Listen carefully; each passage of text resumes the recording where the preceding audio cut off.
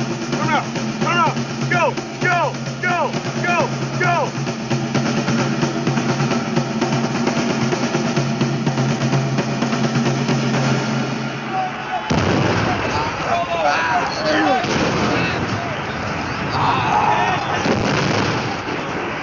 Battle is a harrowing experience. Most soldiers are anxious before it and terrified during it. Its sounds and sights assault the senses, and its stresses can break even the strongest will. Sheer self-interest suggests that it's an experience best avoided, and that a soldier would be well advised to take cover or even to run away. And yet most soldiers do somehow keep going, mastering their fear, coping with the stress, and doing their job. What keeps them in action when so many pressures combine to suggest an urgent deployment elsewhere is that crucial military quality. Hard to define, but easy to identify. We'll call it fighting spirit. Fighting spirit and esprit de corps are part of the tradition of the US Marine Corps, and these young recruits are showing just how these qualities are stimulated. It was this same quality of fighting spirit which enabled another generation of Marines to assault scores of island fortresses in the Pacific, to face a resolute and implacable enemy, to suffer crippling casualties, and to keep going. Good morning, 1st Battalion. Good morning, sir. Are we ready for some more motivating United States Marine Corps history? Yes, sir. Now, we're going to talk about the Marine Corps going against a very, very powerful army, and that is the German army. And we're going to talk about World War I. Fighting spirit helped the men on both sides during the First World War to sustain the misery of trench warfare and face the perils of going over the top. In Belleau Woods, there was 1,200 German soldiers that were dug in. They were ready for anybody to come at them. They had artillery, they had machine guns, and they were prepared for anything. The Marines knew they had to get into Belleau Woods. The German machine gun fire was so intense coming out of this wood line that it was cutting the wheat down just like if someone had a sickle out there. The Marines were dropping left and right. So Dan Daly stands up in this wheat field with his bayoneted rifle over his head, and he says, "Come on, you sons of bitches! You don't want to live forever, do you? Do you understand?" Yes, sir! Are you sure? Yes, sir! If it is not always that easy to identify fighting spirit, it is all too easy to spot when it disappears. I could see them coming down the hill, and they were walking in a way that I'd never seen people walk before, like puppets on a stage, as though somebody was jerking them from behind, pulling a string. They did not walk naturally. It was the first time I had ever seen men who had nothing left in them. The colonel came out of his dugout and he said, "Come on, chaps, I'll take you back up there. Follow me. I'll come with you. Don't let the regiment down." But they just took no notice of him at all. They simply went past him. His reaction often would be to come to me and ask to go to a back corner of the command bunker and just be by himself for a while. And I would hear him sitting back in a corner just sobbing. The pressures were not from so much what the enemy was doing, but its effect on their fellows, the men they'd become close to. I think after you've put the 20th or 25th of your closest friends on a helicopter or in a body bag in a stretcher, it's going to have an effect, particularly when you don't know when it's going to end. Every man, in my opinion, has got some sort of a psychological breaking point under that kind of traumatic pressure. What is it then that makes one man run away and another stay and fight? I, Robert Graham Cruiser. I, Darren King. I, Anthony Walter Bell. Swear by Almighty God That I will be faithful.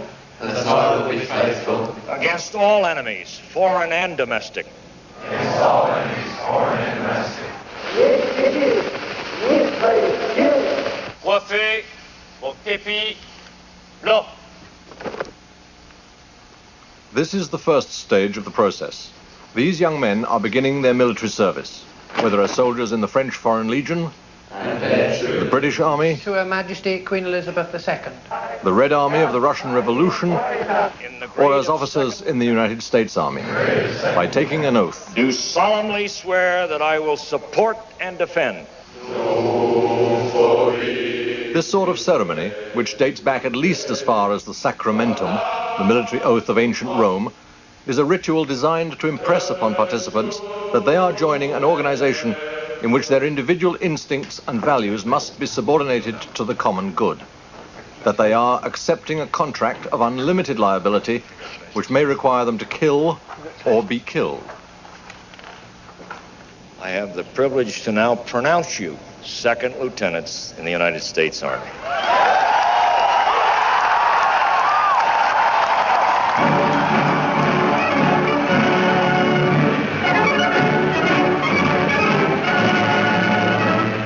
But from the outset, the soldier is the product of the society which nurtured him. Deep-seated cultural factors lay behind the appeal of Nazism to the German soldier. German society had long respected the profession of arms and the military virtues of discipline and obedience. A sense of soldierly honor was one of the qualities which helped to make the Germans such formidable fighters. Unser Führer, Adolf Hitler, sich! To me, the greatest thing on earth was Germany. Germany could not be wrong. Deutschland, my Deutschland. And to me, the Führer was something like a second God. How anyone could doubt the Führer? I totally believed that we as a German people were superior and that it more or less was our duty to go into other countries and force our way onto them.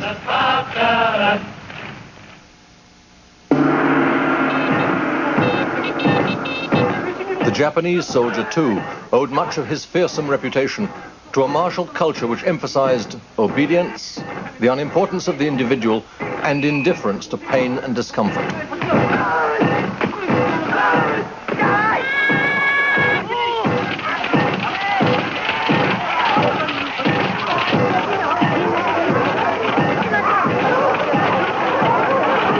Unwounded Japanese were rarely taken prisoner. Of the 23,000-strong garrison of Iwo Jima, only 1,000 were captured. On the Japanese-held island of Saipan, even civilians committed suicide rather than face capture. If their position was hopeless, Japanese soldiers would often make a final suicidal charge into enemy fire with a cry of Banzai. The eeriest thing of the lot was the cries of these young Japanese soldiers before they died, and it was almost a cry of defiance, and the word was Banzai. I'd never heard it before in my life, but it was imprinted on me so much that they were saying thank you to the Emperor for the privilege of allowing them to die for Japan. Not all cultures place the same emphasis on military values. Even when men enlist to fight for their country, patriotism alone is rarely sufficient to sustain them on their journey into and beyond the firing line. On behalf of the commanding general, Major General McMonagle, welcome to Paris Island. Look to your left over there. You see yellow footprints, right? These young Americans do not necessarily regard dying for their country as the ultimate honor. They may want to be soldiers, but they come from an unmilitary society.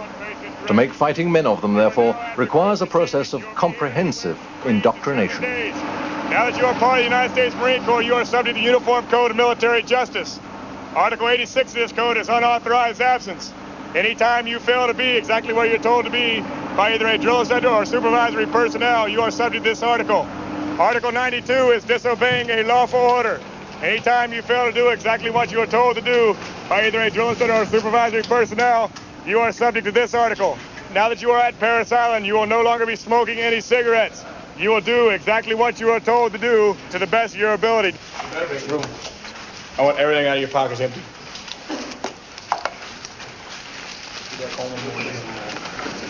Take all your trash and go now. I don't care how you pack it, just get it away. Get rid of that. I want them both emptied out now. Harris Island, South Carolina, the recruit training depot, boot camp, for the United States Marine Corps. Reception of new recruits takes place between midnight and 4 a.m. The timing is deliberate. It is intended specifically to disorient the new arrivals. From now on, for the next 11 weeks, they will be subjected to a constant barrage of verbal abuse, harassment, and humiliation. Each personality will be quickly destroyed and then rebuilt in the model of the U.S. Marine.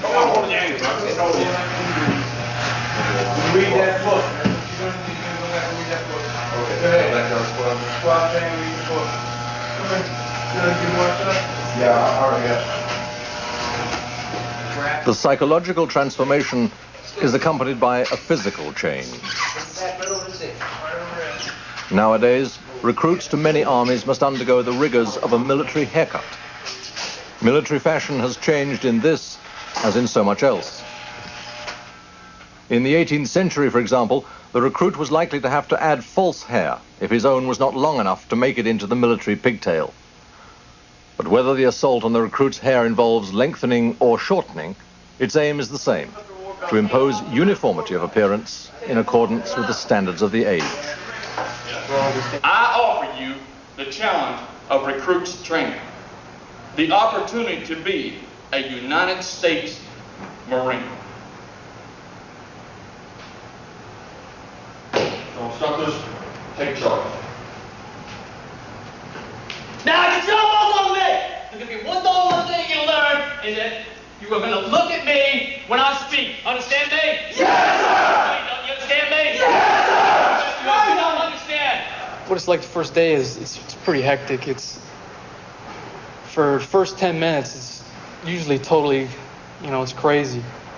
Privates, they don't know where they're at, and we're not trying to help them to find out where they're at either. We're trying to snap them into this environment as fast as we can do it.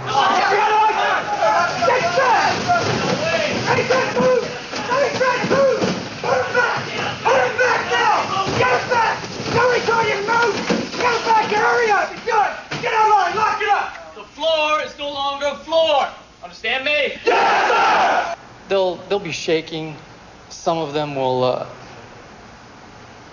urinate all over themselves. It's some of them will even pass out. They'll start to hyperventilate, and you'll see them. They'll turn all sorts of different shades of white and green, and then he'll raise his hand and he'll say, "Sir, it probably doesn't feel good." Then he'll fall over. Hurry up! You're not going to pass! Get it in there! Hurry up! Get back online! You're good! Get online! Get it in there! Keep your eyes off of them. They're not here for your amusement. You can scare them into wanting to be, a fighting machine, or you can motivate them into want to kill somebody, saying, yes, it's for the good of America. It's for, you're the best fighting force in the United States, or in fact the world. And you can get a private's his mind going, within a couple of minutes. And I've seen privates just, they'll be spitting all over themselves. They're almost crazy with motivation and esprit de corps. When you arrive, the drill instructor never called you a Marine. You weren't a Marine yet. You were a shithead. And that was the word that was always used. A man is put up in a tree and told, it's an apple tree, and told to throw the apples down. But it's not an apple tree, so he doesn't have any throw down. So the drill instructor says, Smith is having, shithead Smith up there is having problems. Can't throw the apples down. Let's help him by knocking him down with a few stones. So here's this poor bastard up on the train. He's being stoned by everybody in his platoon. And then there were more shocking cases of corporal punishment and clubbing with the butts of rifles. But the psychological plan behind all this is to destroy a man's personality and rebuild it. By learning to cope with his fear of the instructor and the stress of the training program, the recruit is learning how to face up to the impact of battle. To the Marines, it's a tried and tested method. From these camps, thousands of young men once left for the battlefields of the Pacific, ready to die rather than dishonor the Marine Corps.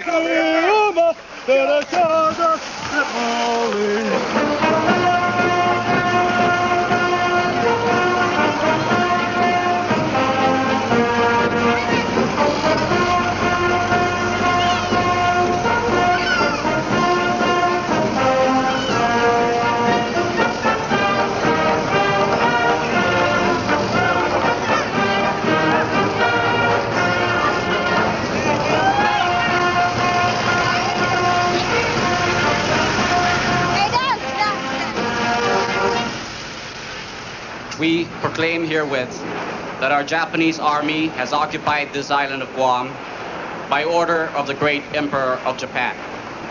You, O good citizens, need not worry anything under the regulations of our Japanese authorities. It is for the purpose of restoring liberty and rescuing the whole Asiatic people and creating the permanent peace in Asia. The island of Guam in the Pacific, 40 years on. Here and on many other islands, the US Marine Corps fought some of the fiercest battles of the Second World War and secured its reputation for indomitable fighting spirit.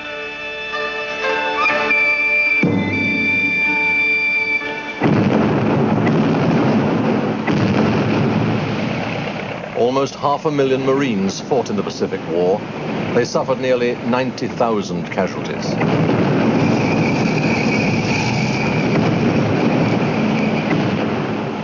There was always fog and smoke and chaos and a great deal of killing. Your uniform is soaked in blood, great gobs of blood underfoot. It's very slippery. Blood is very slippery. And you are in a state of shock. The Japanese, as I remember them, looked like badly wrapped brown paper parcels. And their eyes were glazed, and I suppose our eyes were glazed too. I cannot really recreate that. It is so beyond the range of normal experience that you really have to take it on faith that I'm coming as close as I can. Marine units fought on, despite losses which should, in theory, have rendered them ineffective. The 8 square miles of Iwo Jima cost the Marines almost 29,000 men, including 19 battalion commanders. An American admiral paid tribute to their achievement. Uncommon valor, he wrote, was a common virtue.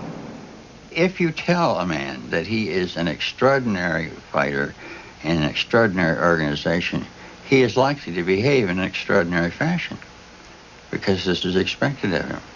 And he's not going to let the side down. He's not going to be the first Marine to run, which he believes he would be. It's not true. At Bull Run in 1862, the Marines broke and fled, but he has never been told that. After the Battle of Sugarloaf Hill, my regiment had taken over 80% casualties.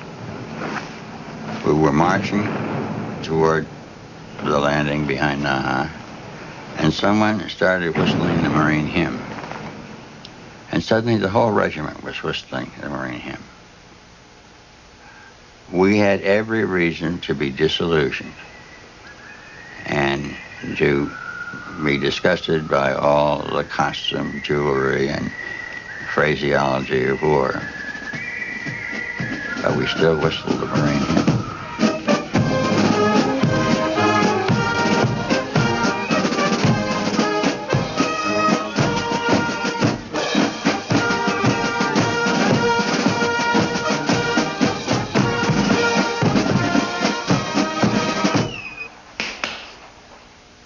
Une poitrine. Une poitrine. Une poitrine. A common culture, a similar background, helps an army turn its recruits into fighting soldiers. Qu'est-ce que c'est? But the training process can work on men who have nothing in common. Plus fort. Plus fort. Répète. Plus fort. Plus fort. C'est une tête. C'est une tête. Qu'est-ce que c'est? Oh. C'est une oreille. All these men have in common is that they have run away from something. Yet in 16 weeks, the French Foreign Legion will turn them into soldiers whose fighting spirit is second to none. They start by giving them a common language. Sur position 1, coupe par coupe. These legionnaires must learn to master the tools of their trade. In this instance, the Saint-Étienne automatic rifle. But this training has a broader purpose than simply imparting a technical skill. There's far more to the forging of fighting spirit than simply teaching a man how to fire a rifle or drive a tank. So alongside this sort of training, goes the process of fusing together individuals into a team. Le pouce, la queue de détente.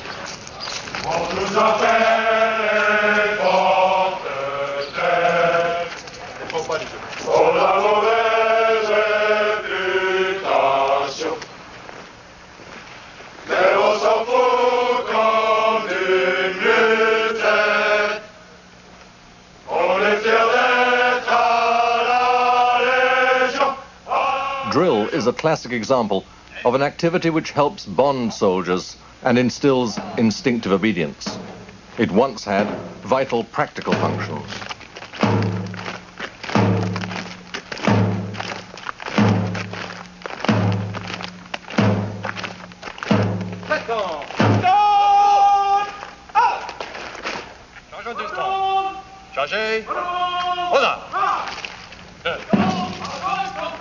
Constant repetition of basic drill movements ensured that the soldier could load and fire his weapon and stay in formation in the din and confusion of battle. It took weeks to become proficient in the handling of the flintlock musket. These French soldiers of the Napoleonic period, in common with their allies and opponents, spent hours on the drill square learning their trade.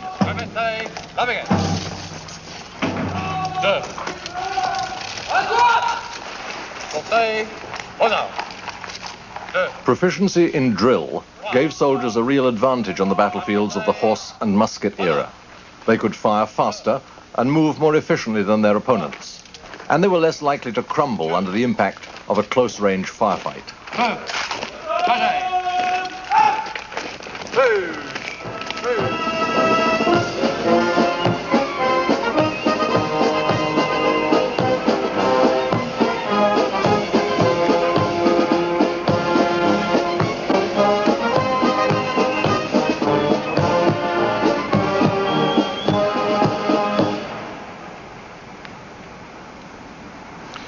The drill which we see being executed here today is itself a survival of the drill carried out as training for combat on the battlefields of the 18th and 19th centuries. But in the warfare of the 20th century, such skills are an irrelevant anachronism, seemingly pointless. So why do it? Well, there are two reasons. First, it's a simple but proven way of instilling absolute obedience, of guaranteeing that the soldier will do what he's told instinctively, however difficult or dangerous the circumstances, without considering the consequences for his personal safety. But second and more important, it is the time-honored way of welding men together, of submerging the identity of the individual in that of the group.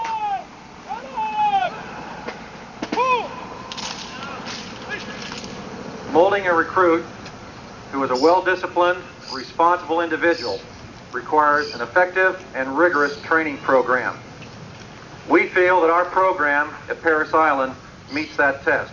It is a very demanding and difficult experience, for you see, we have designed it to be that way. We believe that the man who has proven himself through strenuous training is also the man who is most likely to cope with the extremes of combat. The training program gets out of the soldier exactly what it puts in: an abiding respect for discipline.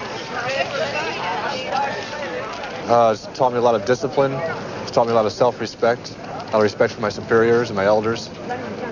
It's changed my whole way of life. You come from civilian life, and you come from undisciplined society, and you come in here, and they train you to become disciplined, become a more disciplined person. A crucial element in the creation of fighting spirit is discipline. And in every army, that discipline is backed up by the sanction of punishment. For much of history, those punishments tended to be brutal. Flogging was a frequent occurrence in the British Army of the 18th and 19th centuries. This cat of nine tails, preserved here at Sandhurst, was last used on the 28th of June, 1850, on Private Charles Lacey of the Coldstream Guards. You can still see the bloodstains. Private Lacey was charged with being absent without leave, with using abusive and threatening language to his superior officer, and with refusing in a very improper manner to do a punishment awarded by his commanding officer.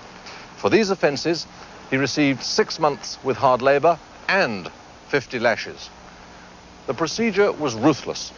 The offender was spread-eagled against a triangle of pikes, the hands lashed together at the top, the feet one at each corner. The flogging was then carried out in front of the assembled troops and in the presence of a doctor. The doctor's responsibility was to ensure that the man didn't die during punishment. Private Lacey was comparatively lucky. He received only 50 lashes. For those whose sentences did not include hard labor, the average was 150, and the maximum, almost unbelievably, was 600. The purpose of military discipline is simple enough: to force men to endure the rigors of campaigning and the stress of battle. Frederick the Great believed that his soldiers would only fight if they were more frightened of their own officers than they were of the enemy. So his army enforced its discipline with a wide range of cruel punishments. A common penalty was running the gauntlet, when the offender had to walk, stripped to the waist, between two ranks of soldiers who lashed him as he passed.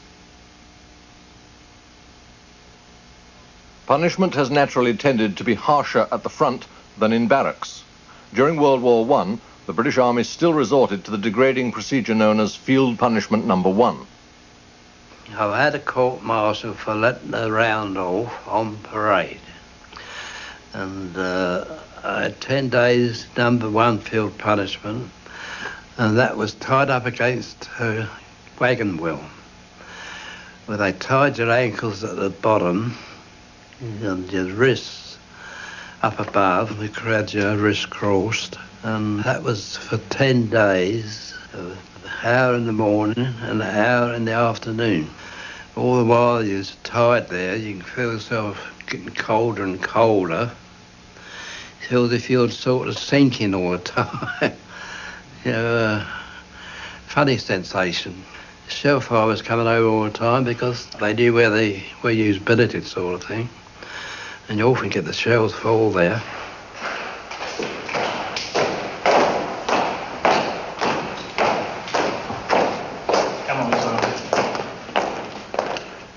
Cowardice and desertion are fatal to an army's fighting spirit. They have consequently attracted the ultimate punishment, death.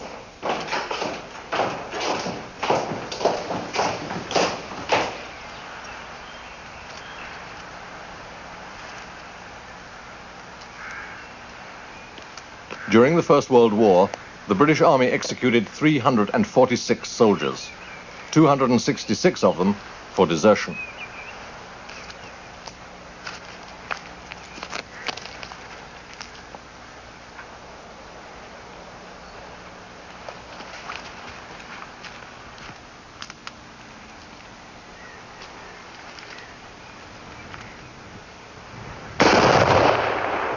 Firing party, unload! The firing party, men from the prisoners' unit, sometimes quailed at what one veteran called their intolerable obligation and failed to kill the victim outright, forcing the officer to administer the coup de grace with his revolver.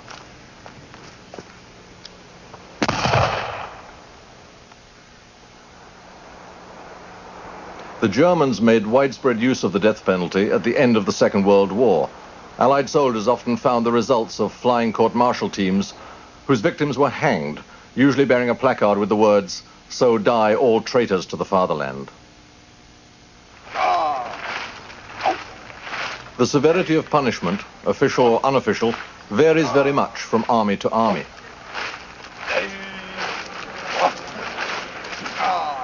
I was arrested for being drunk and asleep, I think a combination of both, on guard duty, and given 15 days in the stockade.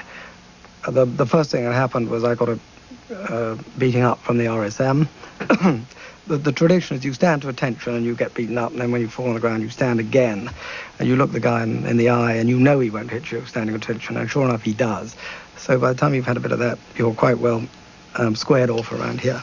And then you go to the barber's shop, you're shaved, head shaved, bald, and then I was given a sack of rocks with metal shoulder straps instead of the ordinary shoulder straps, and began what is called the plot, where you run in a circle, and a sergeant stands over you with a whistle, and he blows one blast of the whistle, you do a forward roll, 2 blasts you march at knees bend, and 3 blasts you crawl.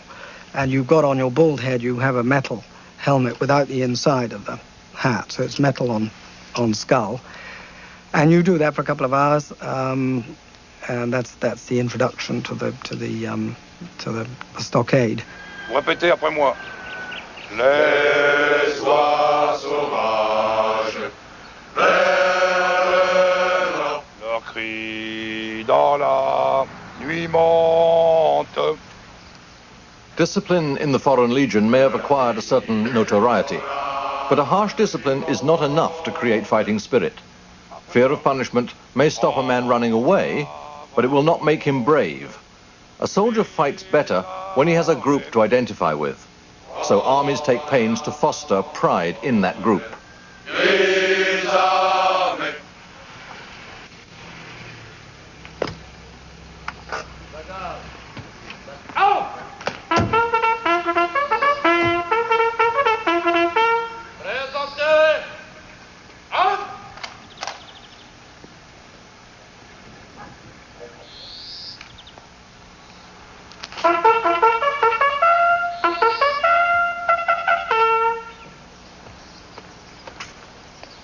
Lieutenant Padillo, Premier Company, 2 mois de service.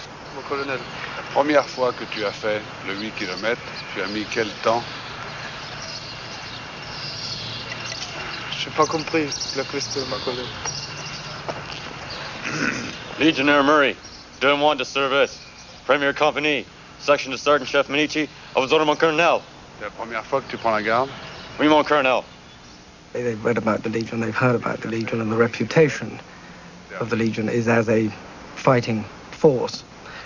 When you arrive there in basic training, you are, apart from learning the disciplines of being a soldier, how to handle a gun and so on, you are soaked up in the traditions of the Legion. They give you all the history, they tell you about their famous battles. You are brainwashed, is a bit strong, but it's that sort of process. And there's a lot of singing, military songs. By the time you've been in the Legion, 6 months' time, you think you're the best thing that ever happened, and the greatest fighting force that ever happened, and off you go.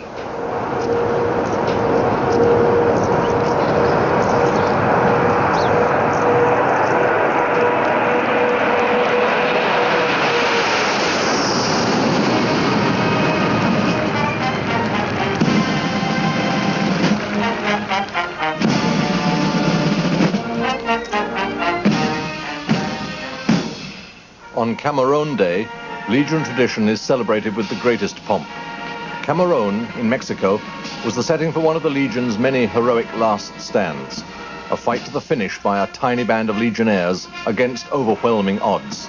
In the casket, carried by a veteran in a wheelchair, is a sacred relic, the wooden hand of the detachment's commander, Captain d'Anjou.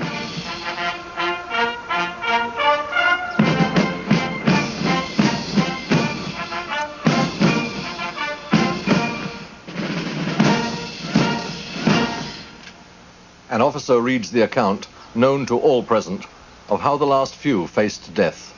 Les 60 hommes du capitaine d'Anjou ont tenu jusqu'au bout leur serment. Pendant 11 heures, ils ont résisté à 2000 ennemis, en ont tué 300 et blessé autant. Ils ont, par leur sacrifice, en sauvant le convoi, rempli la mission qui leur avait été confiée.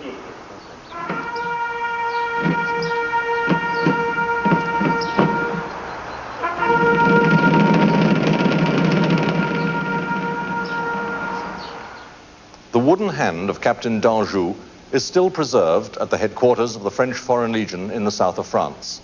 It's a reminder to the legionnaires of today of the traditions and the standards of their unit.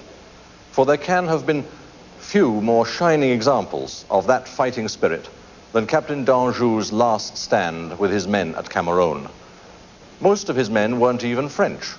They could have had little enough understanding of the complexities of French foreign policy. But they were tough professionals. They had a strong group identity, great cohesion, and robust morale. They were hopelessly outnumbered, and they must have known that to fight on would mean only death. But for most of them was a risk even greater, and that was the risk of not living up to the standards of that unit. So, fight on they did, to death.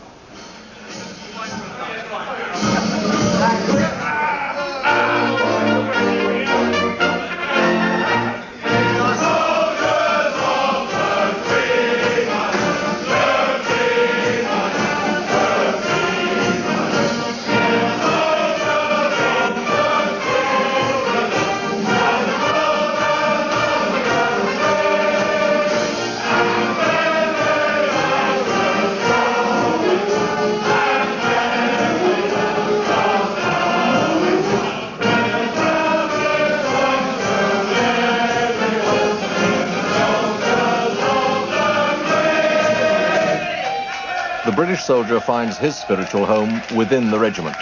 In the regimental system, the esprit de corps of the modern unit draws strength from the fighting spirit shown by its ancestors. The regiment's colours, decorated with battle honours, symbolise its ancient and honourable traditions. Okay, sir. In the days of close-range battle, colours served as rallying points. Indeed, the custom of trooping the colour along a regiment's ranks dates from those days when it was essential that men recognised their own regiment's colours in action. Okay.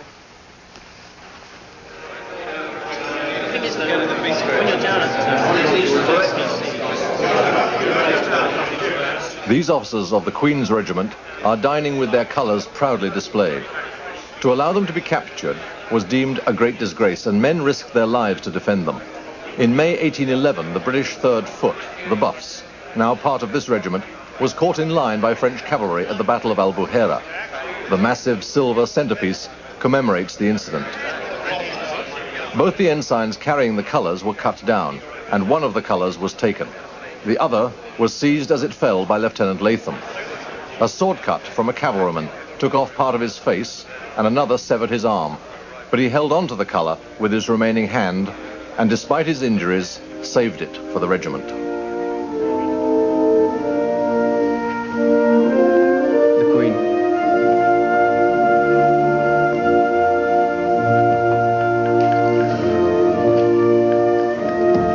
Other ornaments and relics help add to the regiment's self-esteem, and its individuality is reinforced by a strong fabric of tradition.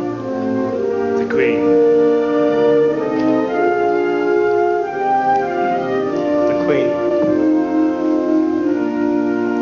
There are the formal occasions, the ceremonies, the special rituals unique to its membership.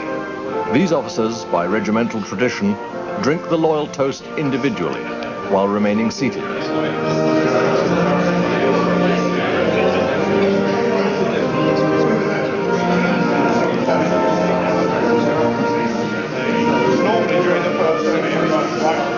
But above all, there is that special sense of belonging, which comes from the wearing of uniform.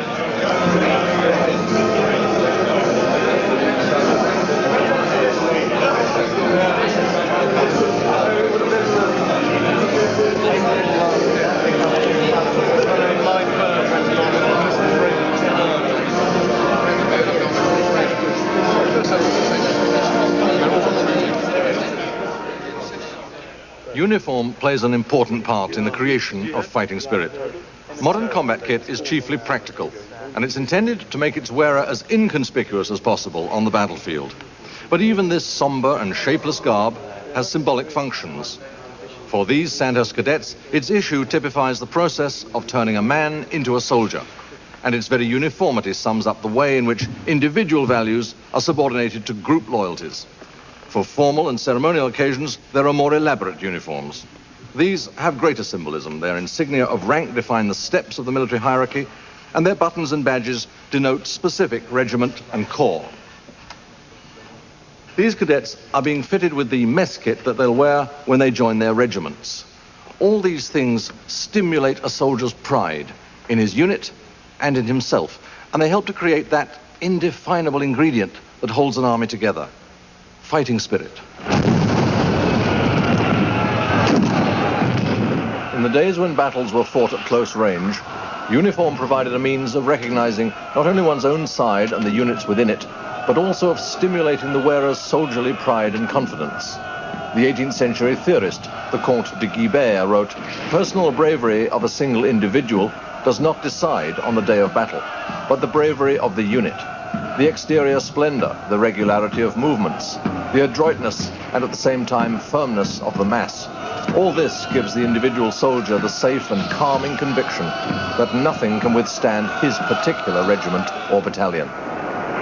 Right! Turn! Change! The glories of the past are summoned up to encourage the soldiers of the present. These men of the Gloucestershire Regiment carry their own unique regimental distinction.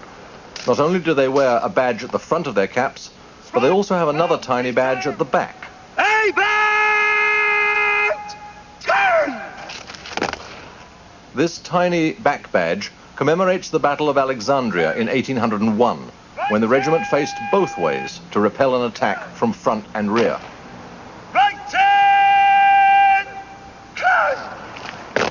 14 years later at Waterloo, when the regiment's square was wavering, it was rallied by a shout of 28th, remember Egypt. Now, few of the soldiers present had actually been at Alexandria, but they held fast. They had remembered their regiment. The same regiment fought doggedly nearly a century and a half later on the Imjin River in Korea. Their cap badge still reminded its soldiers of their distinguished forefathers. There was a strong family feeling within the regiment. It had a reputation and a tradition to keep up. The regimental spirit had an effect. There was a consciousness that that regiment had been in service, in spite of disasters in its history, such as at Salamanca, for example, with enormous casualties, without a single day's break since the latter part of the 18th century. And that it had had its ups and downs, but it had always attempted to do its duty and had done it on the whole well. There was the dependence on one another. We all knew one another. And by and large, people did not want to let comrades down. It's the traditions of the regiment that forge these bonds of comradeship. This is an inter-company boxing match for the men of the 2nd Battalion, the Queen's Regiment, on active service in Northern Ireland. Most of the men here will remain with their regiment for the whole of their service.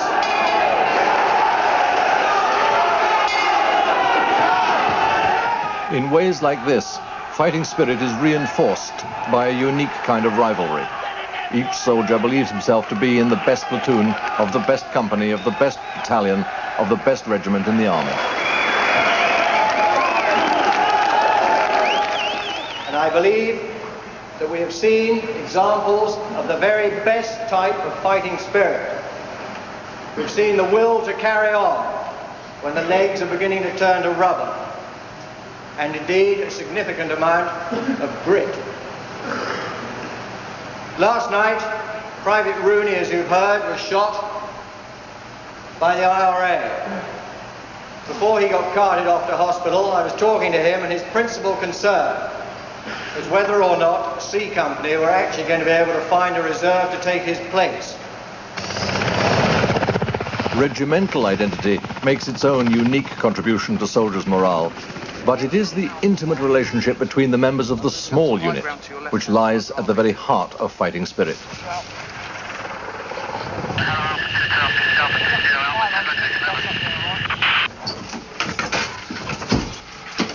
Throughout history, armies have tended to make the smallest brick of their organization a group of no more than 10 men who could get to know each other well. This 4-man team patrolling Derry keeps going because each soldier in it knows his comrades, trusts them, and knows that they rely on him. The infantry section, or the crew of the armored vehicle, are the men at the cutting edge of war, and it is their efforts that decide the outcome of battles.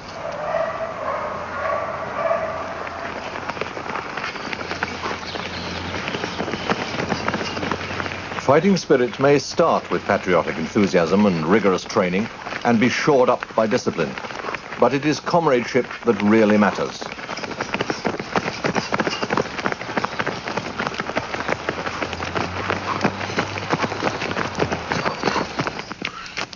Mates, buddies, kameraden, copain.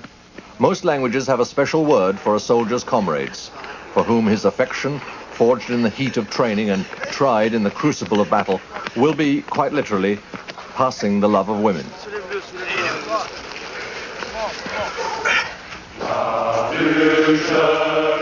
The ties of comradeship, far more than the threat of punishment or the lure of reward, enable soldiers to withstand the stresses and strains that are an inevitable part of their profession. Come on, you're almost there. Today's Marine recruits are taught, above all, never to let their comrades down. Get up. Yesterday's recruits remember why.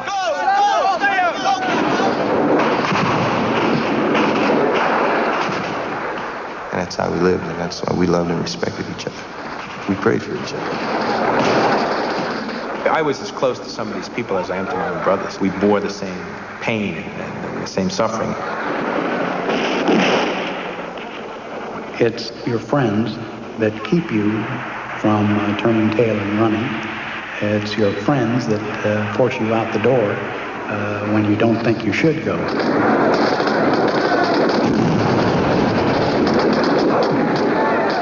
I had been wounded.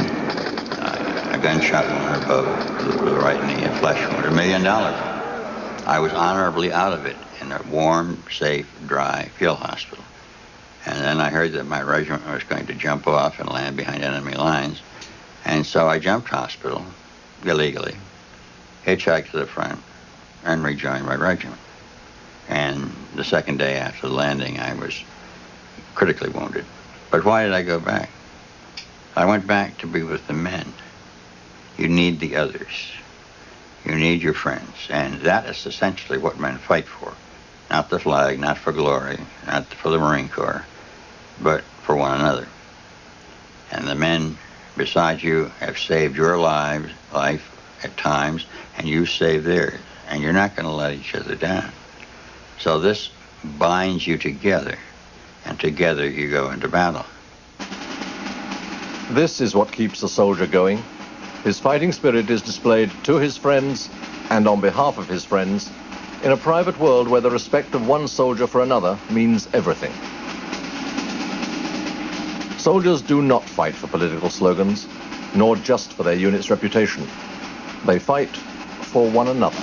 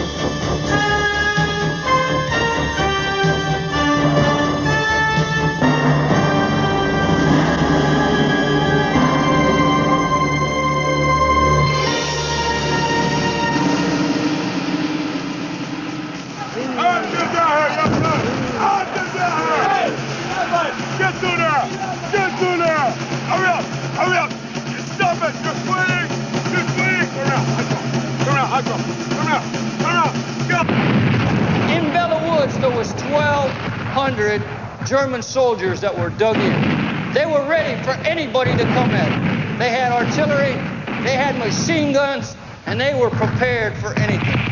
The Marines knew they had to get into Belleau Woods. The German machine gun fire was so intense coming out of this wood line that it was cutting the wheat down just like if someone had a sickle out there. The Marines were dropping left and right. So Dan Daly stands up in this wheat field with his bayoneted rifle over his head, and he says, "Come on, you sons of bitches! You don't want to live forever, do you? Do you understand?" Yes, sir! Are you sure? Yes, sir! If it is not always that easy to identify fighting spirit, it is all too easy to spot when it disappears. I could see them coming down the hill And they were walking in a way that I'd never seen people walk before, like puppets on a stage, as though somebody was jerking them from behind. Go, go, go, go, go!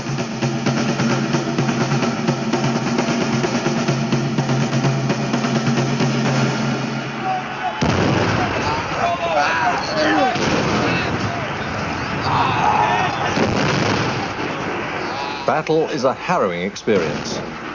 Most soldiers are anxious before it and terrified during it. Its sounds and sights assault the senses, and its stresses can break even the strongest will. Sheer self-interest suggests that it's an experience best avoided, and that a soldier would be well advised to take cover or even to run away. And yet most soldiers do somehow keep going, mastering their fear, coping with the stress, and doing their job. What keeps them in action when so many pressures combine to suggest an urgent appointment elsewhere is that crucial military quality. It's hard to define, but easy to identify. We'll call it fighting spirit. Fighting spirit and esprit de corps are part of the tradition of the US Marine Corps, and these young recruits are showing just how these qualities are stimulated. It was this same quality of fighting spirit which enabled another generation of Marines to assault scores of island fortresses in the Pacific, to face a resolute and implacable enemy, to suffer crippling casualties, and to keep going. Good morning, 1st Battalion. Are we ready for some more motivating United States Marine Corps history? Now, we're going to talk about the Marine Corps going against a very, very powerful army, and that is the German army. And we're going to talk about World War I. Fighting spirit helped the men on both sides during the First World War to sustain the misery of trench warfare and face the perils of going over the top. Pulling a string, they did not walk naturally. It was the first time I had ever seen men who had nothing left in them. The colonel came out of his dugout and he said, "Come on, chaps, I'll take you back up there. Follow me. I'll come with you. Don't let the regiment down."